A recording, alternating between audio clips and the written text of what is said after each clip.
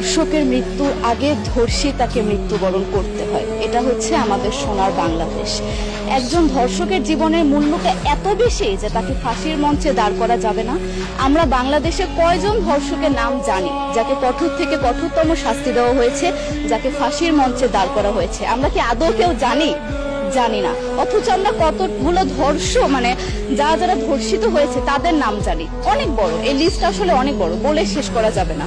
কুমিল্লার তনু, মাগুরার আসিয়া, 2 দিন আগেও কিশোরগঞ্জে 8ম শ্রেণীর একটি ছাত্রীকে বাসা থেকে তুলে নিয়ে ধর্ষণ করা হচ্ছে। বাবার হাতে মেয়ে ধর্ষিত হচ্ছে, ভাইয়ের হাতে বোন ধর্ষিত হচ্ছে। আমরা আসলে নিরাপত্তা কোথায়?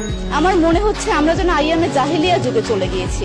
মাঝে মধ্যে মনে হয় এর থেকেও খারাপ সময় আছি আমরা, কারণ ওই যুগে মেয়েরা অ্যাটলিস্ট সম্মান নিয়ে মৃত্যুবরণ করতে পারতো। জন্মের পরপর জ্যান্ত মাটিতে পুঁতে দেওয়া হতো, আর আমাদের ধর্ষণ করে নির্মম ভাবে তারপর মৃত্যুবরণ করতে হচ্ছে। যদি সরকার আমাদের ওই নিরাপত্তা নাই দিতে পারে, তাহলে সরকারের কাছে আমাদের অনুরোধ, আমাদের জ্যান্ত মাটিতে পুঁতে দেখ। আমরা বেঁচে থাকতে চাই না, আমরা সম্মান নিয়ে মৃত্যুবরণ করতে চাই। আমরা এই দেশে থাকতে চাই না যে এই দেশে আমাদের কোনো নিরাপত্তা নেই, যে এই দেশে রাস্তা দিয়ে হাঁটলে আমাদের মধ্যে একটা আতঙ্ক কাজ করে, তখন কি না কি হয়ে যায়। আইন উপদেষ্টা বললেন যে ধর্ষকের নাকি ফাঁসি দেওয়া সম্ভব হবে না, তাহলে নাকি নিরীহ মানুষকেও মাঝে মধ্যে ফাঁসির ব্যবস্থা করা, মিথ্যা মামলায় ফাঁসিয়ে দিয়ে ফাঁসির ব্যবস্থা করা হতে পারে। আইন উপদেষ্টার কাছে আমার প্রশ্ন, আল্লাহ না করুক আজকে যদি আপনার কাছের কেউ, আপনার বোন অথবা আপনার স্ত্রী অথবা আপনার মেয়ের সাথে যদি এরকম কোনো কিছু হতো, আপনি কি আসলে এটা বলতে পারতেন যে না, ধর্ষককে ফাঁসি দেওয়া যাবে না?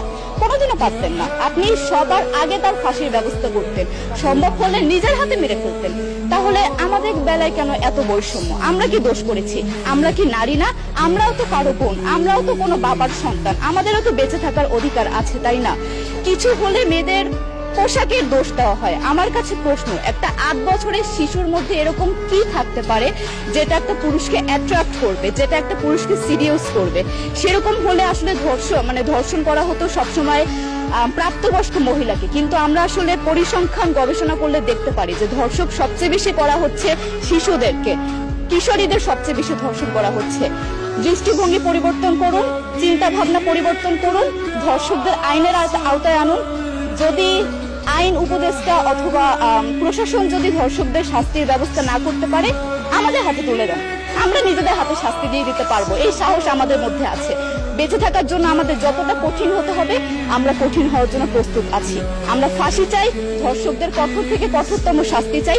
যতদিন না পর্যন্ত ফাঁসি দেওয়া হবে, যতদিন না পর্যন্ত ধর্ষকদের শাস্তির ব্যবস্থা করা হবে, আমরা আমাদের আন্দোলন অব্যাহত রাখবো। দরকার হলে আমরা শিক্ষা প্রতিষ্ঠান বন্ধ করে দিব, তবুও আমরা থামবো না। এটাই আমাদের দাবি।